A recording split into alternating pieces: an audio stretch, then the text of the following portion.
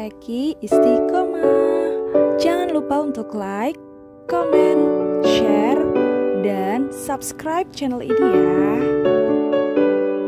Halo, assalamualaikum. Di video kali ini kita akan belajar tentang pil atau pilule ya.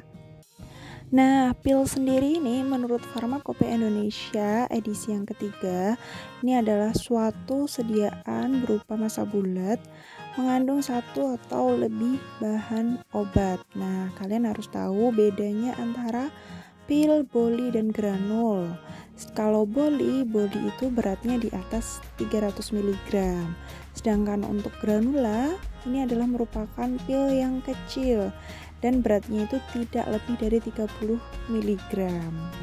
Untuk komponen-komponen pembentuk pil itu setidaknya ada dua. Yang pertama adalah zat utama, yaitu bahan obatnya itu sendiri.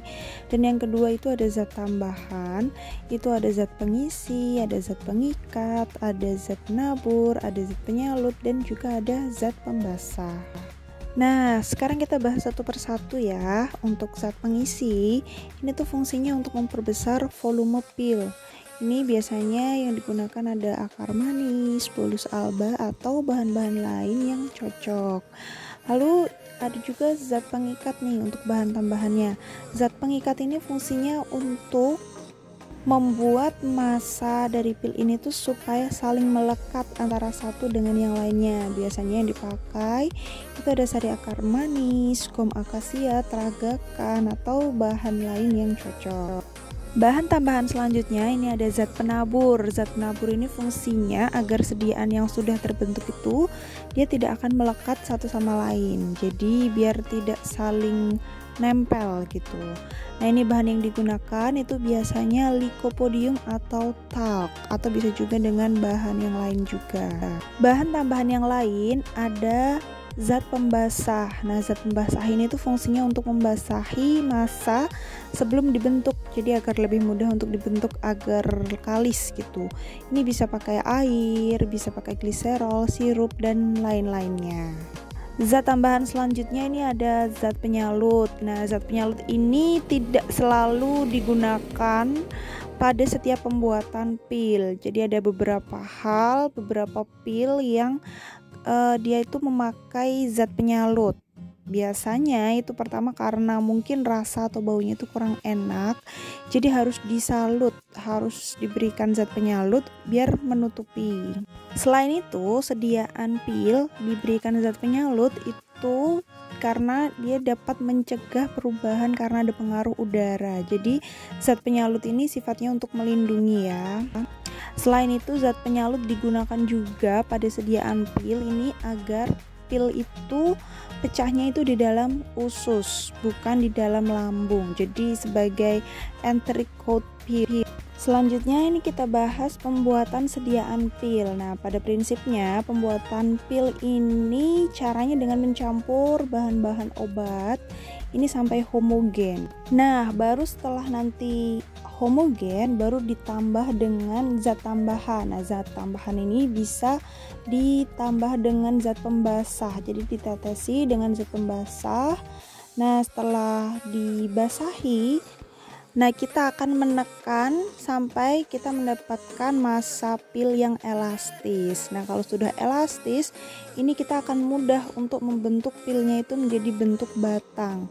Nah, kalau sudah bentuk batang, ini kita akan memotong dengan alat pemotong pil sesuai dengan jumlah pil yang diminta. Nah, baru kita akan menambahkan bahan pelicin agar massa pil yang telah jadi ini tidak akan melekat ya, tidak akan lengket pada alat pembulat pil. Nanti untuk pembuatannya ada video lain ya. Nah, ini ada beberapa hal yang perlu kalian ketahui juga pada pembuatan pil. Bobot pil ideal itu antara 100 sampai 150 mg dan untuk rata-ratanya itu 120 mg. Untuk zat pengisi ini kita bisa menggunakan Radix Lic. Kecuali kalau misalnya ada reaksi, itu kadang-kadang kita juga akan menggunakan bolus alba. Untuk jumlahnya ini umumnya 2 kali jumlah zat pengikatnya. Dan dikenal juga ada istilah PPP atau pulvispropylulae, yaitu campuran dari sucus leak dan radicule leak dengan jumlah yang sama banyak. Nah, sedangkan untuk zat pengikat itu jika memungkinkan kita akan menggunakan sucus leak. Nah, sucus leak yang digunakan ini jumlahnya adalah 2 gram untuk setiap 60 pil. Tapi kalau misalnya ada reaksi, itu kita juga bisa menggunakan adepslanai atau vaselinum ya.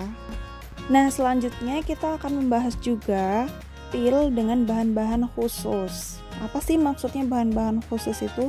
Nah, ini ada contohnya, misalnya kalau pilnya itu mengandung senyawa yang sifatnya itu oksidator atau mengoksidasi. Nah, ini contohnya ada KMNO4, KNO3, FHL3, AgNO3. Nah, kalau ada senyawa-senyawa tersebut, itu kita bisa menggunakan pengisinya itu 100 mg bolus alba.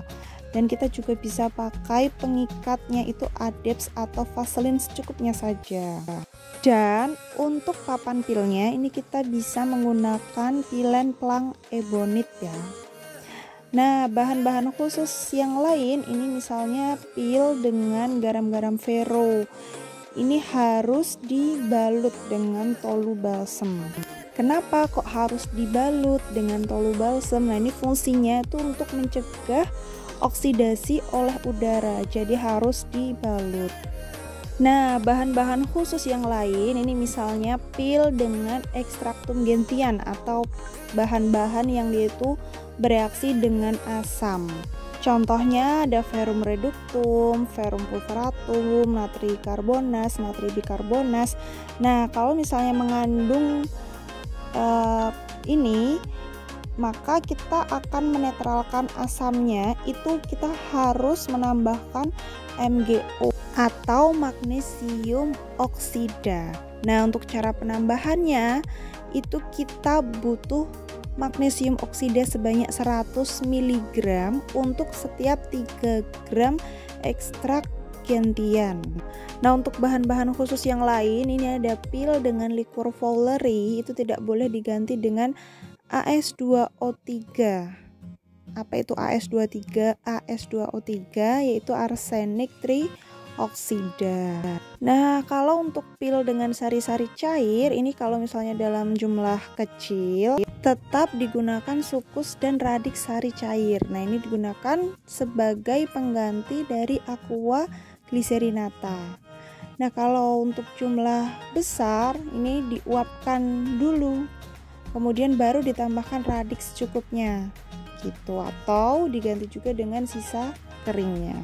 Sekian dulu untuk video kali ini. Jika kalian ada pertanyaan bisa tulis di kolom komentar. See you. Wassalamualaikum warahmatullahi wabarakatuh.